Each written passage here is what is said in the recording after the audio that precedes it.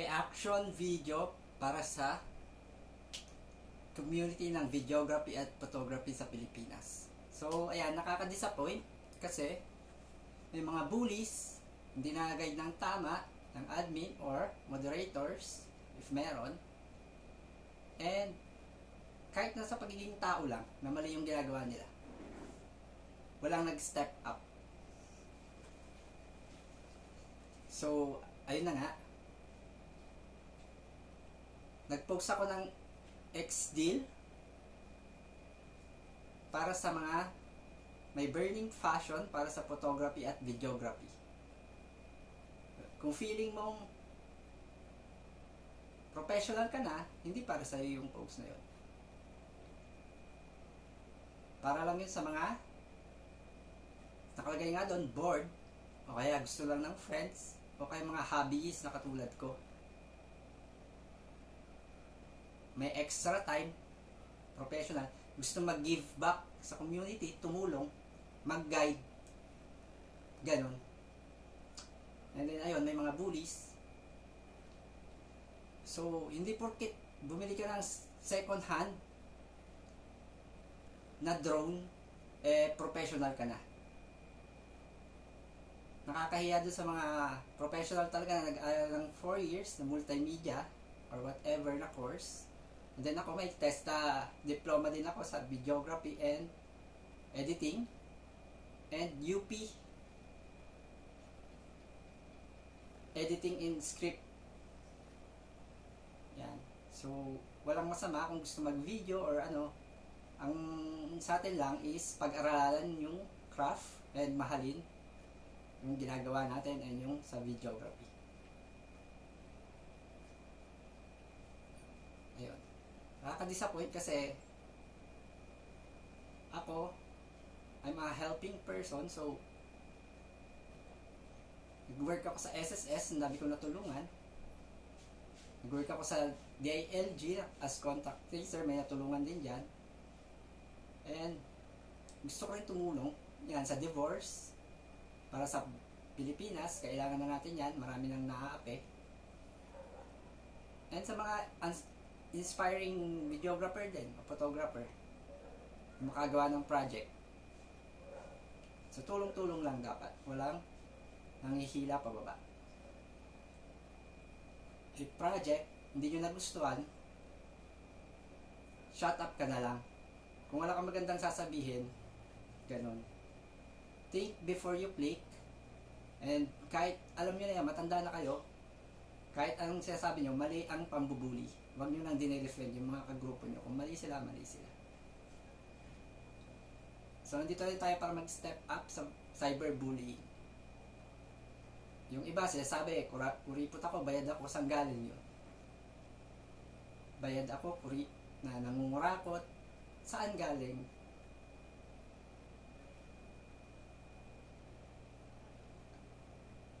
Ano kasi, ganito tinuro, meron din ako sa UP certificate paano mag-fact check. Hindi ka pwede mag-react ng mag-react. Always research mo yan, dapat, ayan, para ma-educate na rin kayo. Pwede kayo mag-enroll dyan, may video editing dyan, tapos may mga iba pang course. UP, napakagandang school. Online, free, yan, marami sila natutulungan, ganyan. So, support natin yung mga yan. So, ayun na nga, fact check palagi. Ituturo doon kung paano yung mga post na hindi credible, sa kabayas or what, i-check nyo. Yung nakaka-disappoint lang sa community, yung mga professional talaga, parang walang nag-step up na tama na yan, mali na yung ginagawa nyo, sobra na yan, or what.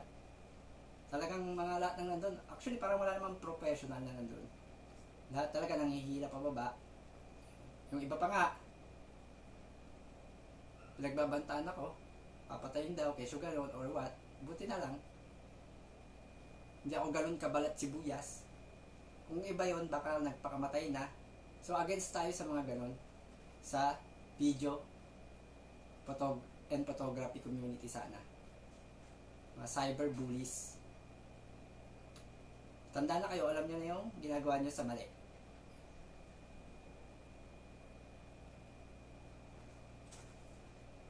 Sa pagbibideo, kailangan mahalin nyo. And then, palaging masarap tumulong. Yan. So, kung may free time kayo, professional na kayo, may nakita kayong newbie, tulungan nyo. I-guide nyo. Actually, may napanood akong vlog. Maganda yun. Nagtuturo siya ng mga paano yung panning. Kasi yung, syempre, yung iba sa inyo, hindi alam. Bumili lang ng drone, professional na daw. Ganun. So, kung mahal mo yung videography or photography, mag-ano ka rin. Invest sa sarili mo na matuto. Manood kang YouTube. Ayan. Mga personal na ikaka-enhance ng skills mo. Yan, yung sa UP, may script writing, editing, course. Ang pinapanood ko sa YouTube, si Sam Cole, saka sa Chainsmoker na nag-edit. May mga tips. Kung hindi nyo kayang mag-share pa, wala pa kayong confidence, newbie pa lang din kayo, yung mga nagpo-post ng mga vlog na maayos tungkol sa videography, short nyo para matuto din yung mga gustong mag-start. Share nyo lang na share. Tumulong lang kayo. Napakasarap tumulong. Yun. So, wag na kayo mag-bash. Kung wala kayong magawa, tumulong lang kayo. Sa mga nag-i-start. Kasi, hindi tayo nasusukat kung gaano karami ang kinita natin. Pag namatay ka, susukatin nila kung gaano yung karami na tulungan mo. Yan. Mag-share ka lang ng mga video na tutorial ba? Mga tupos na mga gandang vlogger. Kahit anong gawin nyo, maling-mali ang mambuli, huwag nyo nang itama. And ayusin yung community ng video or photo. Kung ayaw mo doon sa X-Deal, hindi para sa'yo, sa tingin mo sobrang professional mo na, baka pang Hollywood na yung skills mo, gano'n. Huwag mo lang i-comment ng negative, mag-shut up ka na lang.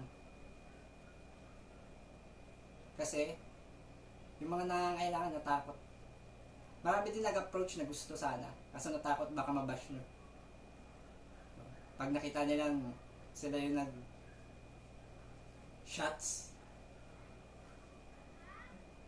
mga nag-uumpisa, tapos may pang-profile lang din. And then, ayan, vinalue ko lang siguro yung Senate or HREP na venue, kasi ang ganda may malaking flag doon ng Pilipinas. Pinicture mo yun, kaya gumawa ka ng isang video na pataas, kinungunan mo, or zoom in. Maganda naman siya, pang highlights. So, yung hindi ka basta-basta makakapasok doon, may value. Actually, doon kami ng Lindol, December 16 yata, pinalabas kami. Yun. Maganda yung view, maganda yung building, may flag sa gitna, tapos makikita mo doon yung pangalan ng building.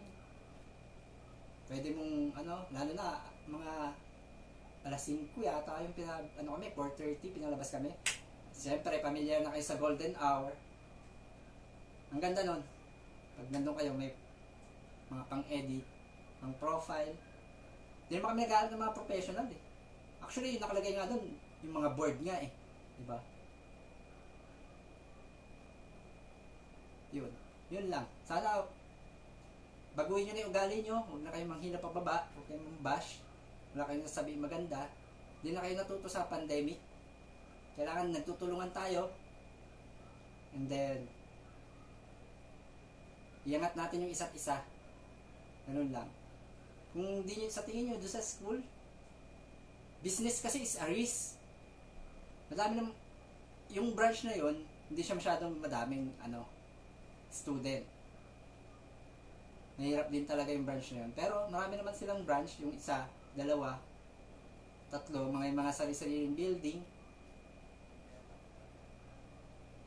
Yung parang demo video sa school. syempre, pag nakita nila yun, nagustuhan nila yung gawa mo, kung 11 yung branch, sabihin na natin 5, kunyari 5, pero mas more pa yata yung branch na eh. Kung 5 yun, edi 5 Christmas party ka na, 5 acquaintance party, at 5 team building, kung sakasakali, na magiging project mo yun sa susunod. Exposure. May mga makakapanood pang estudyante nun, magulang, ilan yung magbe-birthday na estudyante, ilan yung magbe-birthday na magulang, or kung magpropose, makukuhanan din yung project ibibigay sa inyo kung maganda yung gawa. Kaya ganun, parang demo video siya eh.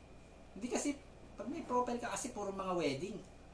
Anong kinalaman nun sa school? Hindi nila makikita yung ano, kailangan yung school mismo na sample, maliit naman eh, kasi pwede naman inspection yung ano, yung school.